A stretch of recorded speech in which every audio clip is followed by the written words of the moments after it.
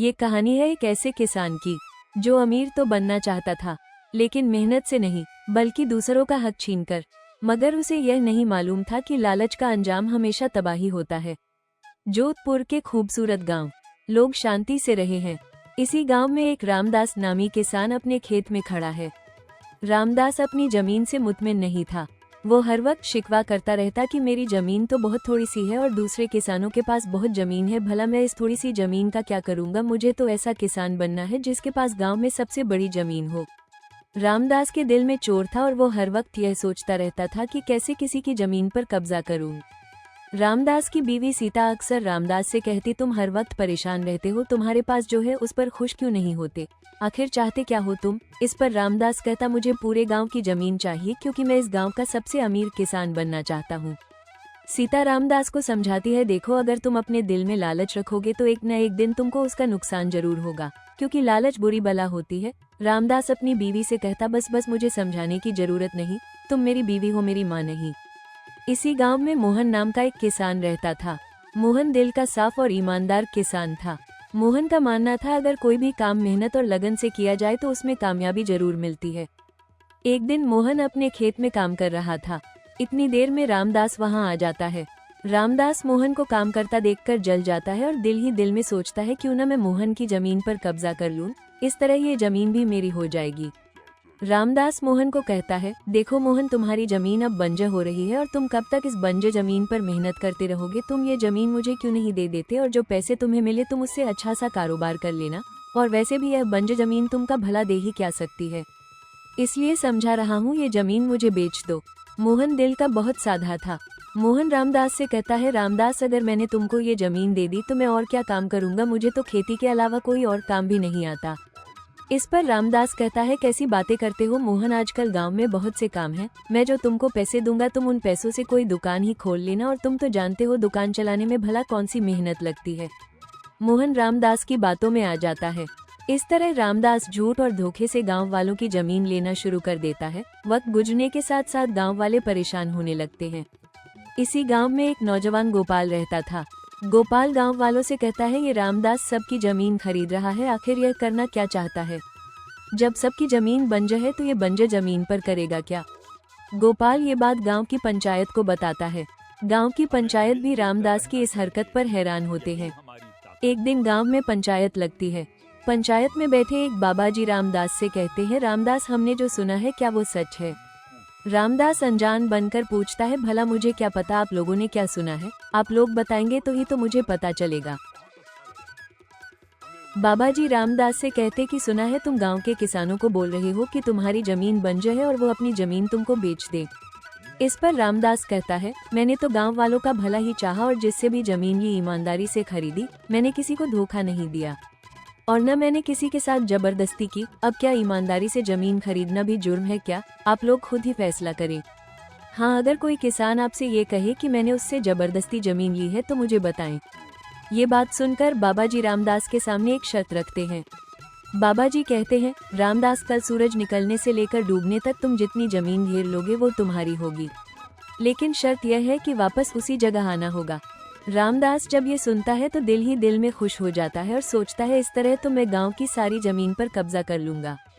रामदास ये बात अपनी बीवी सीता को बताता है और कहता है, बीवी, कल मेरी किस्मत चमकने वाली है। सीता कहती है, ऐसा क्या होने वाला है कल जो तुम इतना खुश हो रहे हो। इस पर रामदास सीता को सारी बात बताता है। इस पर सीता कहती है, देखो एक बात याद रखना, जल्दबाजी में कोई ऐसा काम न कर लेना जिससे तुमको ही नुकसान पहुंच जाए। रामदास सीता से कहता है, तुम हमेशा मेरी मुखालफत करती हो, कभी मेरी खुशी में खुश नहीं होती, आखिर तुम समझती क्यों नहीं, ये सब मैं तुम्हारे लिए ही तो कर रहा हूँ। सीता कहती है, हमारे पास सब कुछ तो है, मुझे तो डर लगा रहता है कि किसी दिन तुम्हारे लालच हमें तबाह ही न कर दे। आखिर तुम पूरे गांव की जमीन लेकर करोगे क्या, वैसे भी हमारा अच्छा गुजारा तो हो रहा है, फिर तुम ऐसी बात करते हो तो मेरे दिल में बुरे बुरे ख्याल आने लगते हैं। रामदास सीता से कहता है, तुमको कुछ सोचने की जरूरत नहीं, तुम बस देखती जाओ, मैं कोई बेवकूफ थोड़ी हूँ जो अपना नुकसान कर लूँ। अगले दिन सुबह रामदास पंचायत के पास जाता है और कहता है, मैं आ गया हूँ, आप लोग अपनी शर्त पर कायम है ना। पंचायत वाले कहते हैं, हाँ, हम अपनी बात पर कायम हैं, तुम बस शर्त के मुताबिक अमल करो और दौड़ना शुरू करो। पंचायत वाले रामदास को देख रहे होते हैं। रामदास सुबह दौड़ना शुरू करता है, पहले आहिस्ता फिर तेजी से। रामदास सोचता है मैं जितना दूर दौड़ूंगा उतनी ही जमीन का मालिक बन जाऊंगा। तो ये सोचकर रामदास लालच में दूर निकल जाता है। दौड़ते दौड़ते रामदास काफी दूर आ जाता है। सूरज भी ढलने लगता है। वह थक जाता है। उसके पास जो पानी होता है वो भी खत्म हो जाता है। रामदास सोचता है अब मुझे वापस जाना चाहिए, आज के लिए इतनी जमीन बहुत है। और वो वापस पहुंचने की कोशिश करता है और गिर जाता है। रामदास की सांस अकड़ जाती है और वो वहीं जमीन पर गिर जाता है। अब सूरज डूब चुका होता है। पंचायत वाले रामदास से कहते हैं तुमने शर्त के मुताबिक अमल नहीं किया, इसलिए तुमको ये जमीन नहीं मिल सकती। रामदास सोचता है इस तरह तो मेरा नुकसान होगा और वो पंचायत से कहता है आज मेरे पैरों में दर्द था इसलिए मैं आपकी शर्त पूरी नहीं कर सका, लेकिन कितना ही अच्छा हो आप लोग मुझे एक मौका और दें। इस पर बाबा जी कहते हैं कोई बात नहीं रामदास, तुम जब बिल्कुल ठीक हो जाओ तब बता देना, हम सब तुम्हारी दौड़ देखने आ जाएंगे। रामदास घर जाता है तो उसकी बीवी रामदास से कहती है क्या हुआ, तुम इतने उदास क्यों हो, क्या हुआ। रामदास कहता है मैं तो गांव की पूरी जमीन लेने ही वाला था, लेकिन अचानक मेरे पैरों में दर्द होने लगा जिसकी वजह से मैं पंचायत की शर्त पूरी नहीं कर सका। लेकिन एक बात अच्छी होगी, मैंने गांव वालों से कहा है कि जब मेरे पैरों का दर्द खत्म हो जाएगा तो मैं उस दिन पंचायत की शर्त पूरी करूंगा। सीता कहती है तो क्या कहा पंचायत ने, क्या उन्होंने तुम्हारी बात मान ली। रामदास बोला मानते कैसे नहीं, उनको मानना ही पड़ा। और उन्होंने मुझसे कहा जब तुम्हारे पैरों से दर्द खत्म हो जाए तो तुम उस वक्त आकर शर्त पूरी कर लेना। बस उन्होंने कहा कि यह तुम्हारा आखिरी मौका होगा, उसके बाद पंचायत तुम्हें मौका नहीं देगी। सीता कहती है मैं तो कहती हूँ छोड़ दो अपनी जिद को, आखिर इतनी लालच अच्छी नहीं होती। अगर तुमको कुछ हो गया तो कभी सोचा है मेरा क्या होगा, तुम तो ऐसा सोचते हो जैसे तुम्हारे पास कुछ है ही नहीं। इस पर रामदास सीता से कहता है तुम बस देखती जाओ, इस दफा जब मैं शर्त के मुताबिक दौड़ूंगा तो पूरी जान से दौड़ूंगा और तुम्हें पूरे गांव की जमीन का मालिक बनकर ही दिखाऊंगा। अगले दिन रामदास अपने दोस्त से बात कर रहा होता है। रामदास का दोस्त रामदास से पूछता है रामदास तुम थोड़ी दूर दौड़कर भी थोड़ी सी जमीन हासिल कर सकते थे, तो तुमको क्या जरूरत पड़ी थी कि तुम इतनी दूर तक निकल गए। इस पर रामदास कहता है मैं कोई पागल थोड़ी हूँ जो अपना नुकसान कर लूँ, मैं जितना ज्यादा तेज दौड़ूंगा मेरा तो उतना ही फायदा होगा। और हाँ, तुम्हें मुझे समझाने की जरूरत नहीं कि मुझे क्या करना चाहिए और क्या नहीं। बाबा जी रामदास के घर जाते हैं और उनकी मुलाकात रामदास की बीवी से होती है। बाबा जी कहते हैं ये रामदास जो कर रहा है वो ठीक नहीं है, इतनी लालच अच्छी नहीं होती।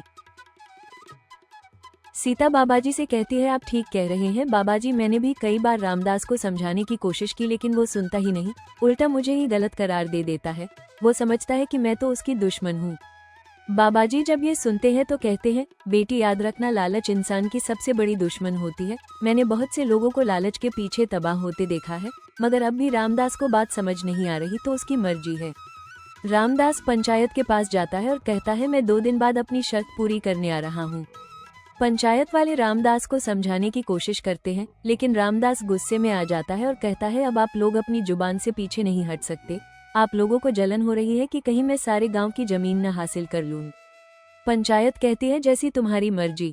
रामदास सीता से कहता है कल मैं शर्त के मुताबिक फिर दौड़ूंगा, तुम दुआ करना मैं गांव की सारी जमीन हासिल कर लूं। सीता कहती है बाबाजी घर आए थे, बोल रहे थे कि रामदास जो कर रहा है वो गलत है, इस तरह उसको नुकसान भी पहुंच सकता है। रामदास कहता है मैं जानता था, पंचायत को डर है कि कहीं मैं शर्त जीत गया तो मैं गांव का सबसे अमीर आदमी बन जाऊंगा। जलते हैं सब, पर मुझे क्या, मैं तो शर्त में हिस्सा जरूर लूंगा। अगले दिन रामदास पंचायत के पास जाता है और कहता है मैं तैयार हूँ अपनी शर्त पूरी करने के लिए। पंचायत रामदास को कहती है कि रामदास एक बार फिर सोच लो, ये तुम्हारा आखिरी चांस है, उसके बाद तुम्हें मौका नहीं मिलेगा। तुम चाहे तो अभी यहाँ से जा सकते हैं। रामदास कहता है आपको मेरी हार की फिक्र नहीं होनी चाहिए, मुझे पता है आज तो मैं ही जीतूंगा। और रामदास शर्त के मुताबिक दौड़ना शुरू करता है। इस दफा रामदास शुरू से ही तेज दौड़ता है। दौड़ते दौड़ते रामदास काफी दूर आ जाता है। सूरज डूबने वाला होता है। रामदास सोचता है अब मुझे वापस दौड़ना चाहिए और वो वापस दौड़ना शुरू करता है। सूरज डूबने ही वाला होता है। रामदास और तेज दौड़ता है, यहाँ तक कि उसके सीने में दर्द होने लगता है, लेकिन वो दौड़ता रहता है। दौड़ते दौड़ते रामदास को सांस लेने में दिक्कत होने लगती है, मगर वो फिर भी दौड़ता रहता है और एक जगह गिर जाता है और सांस अकड़ने की वजह से रामदास मर जाता है। पंचायत वाले कहते हैं सूरज डूब गया, रामदास अभी तक वापस नहीं आया, चलो चलकर देखते हैं। जब पंचायत वाले रामदास के पास जाते हैं तो वहां रामदास मरा पड़ा होता है, उसका पूरा जिस्म ठंडा हो चुका होता है। गांव वाले अफसोस करते हैं और कहते हैं अगर रामदास लालच नहीं करता तो उसका अंजाम यह नहीं होता। बाबा जी कहते हैं इंसान को सिर्फ उतनी जमीन चाहिए जितनी उसके दफन होने के लिए काफी हो। रामदास की बीवी को जब पता चलता है कि रामदास अब दुनिया में नहीं रहा तो वो बहुत रोती है और गांव वालों से माफी मांगती है कि उसके शौहर की लालच की वजह से बहुत से किसानों के खेत उनसे छिन गए। रामदास की बीवी सब किसानों को उनका पैसा वापस दे देती है। इस तरह किसानों को उनकी जमीन मिल जाती है। मोहन गांव वालों से कहता है हमारे साथ रामदास ने बुरा किया लेकिन उसकी बीवी का इस मामले में कोई कसूर नहीं, हम सबको रामदास की बीवी की मदद करनी चाहिए। बाबा जी कहते हैं हम कैसे रामदास की बीवी की मदद कर सकते हैं। इस पर मोहन कहता है हम सब रामदास की जमीन पर काम करेंगे और उससे जो मुनाफा होगा वो हम रामदास की बीवी को देंगे। इस तरह रामदास की बीवी की मदद भी हो जाएगी और किसानों को काम करने के लिए जमीन भी मिल जाएगी। सब गांव वाले मोहन की बात से इत्तेफाक करते हैं और कहते हैं मोहन तुमने बिल्कुल ठीक बात कही, अगर हम ऐसा करेंगे तो कम से कम इस बेचारी को खाने के लिए दर दर की ठोकरें नहीं खानी पड़ेंगी। सब गांव वाले खुश होते हैं कि उनकी जमीन उन्हें मिल गई। बाबा जी कहते हैं मैं न कहता था लालच का अंजाम हमेशा इंसान को बर्बाद कर देता है। दोस्तों अगर आपको ये कहानी पसंद आई हो तो वीडियो को लाइक करें, चैनल को सब्सक्राइब करें और ऐसी और कहानियों के लिए हमारे साथ जुड़े रहें।